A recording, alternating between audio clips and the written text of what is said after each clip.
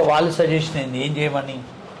ఇన్ని ఇప్పుడు సలహా ఇచ్చినోడు అలా పరిష్కారం కూడా చెప్పాలి కదా, ఇది కాదు అంటే వాళ్ళు ఏం చేయమంటారు? 2 hours ఉంటది కదా క్లాస్, మార్నింగ్ నుంచి ఈవినింగ్ దాకా ఉంటుంది అనేసి అనేవాళ్ళు సార్. అని ఏం చేయ అంటే మిగిలిన టైం ఏం చేయమంటారు? 2 hours అయినాక వచ్చి హాస్టల్లో ఉండొచ్చు కదా. అవును సార్. సో అది కరెక్ట్ విమర్శ కాదు కదా. ఇప్పుడు నువ్వు 2 గంటలు చదువుతావా 8 గంటలు చదువుతావా అనేది నీ ఇష్టం. ఇప్పుడు 2 గంటలు చదివేది నువ్వు 8 గంటలు చదవటం వల్ల రిజల్ట్ బాగా వస్తుంది. నెక్స్ట్ ఇంకా అంటే ఇలానే అంటే జనరల్గా మనం ఒక పని చేసేటప్పుడు పూలు తక్కువ పడతాయి, రాళ్ళు ఎక్కువ పడతాయి. పూలు తక్కువ పడతాయి అంటే అభినందించే వాళ్ళు తక్కువ ఉంటారు, ఎంకరేజ్ చేసేవాళ్ళు. బట్ రాళ్ళు అంటే విమర్శించే వాళ్ళు ఎక్కువ ఉంటారు.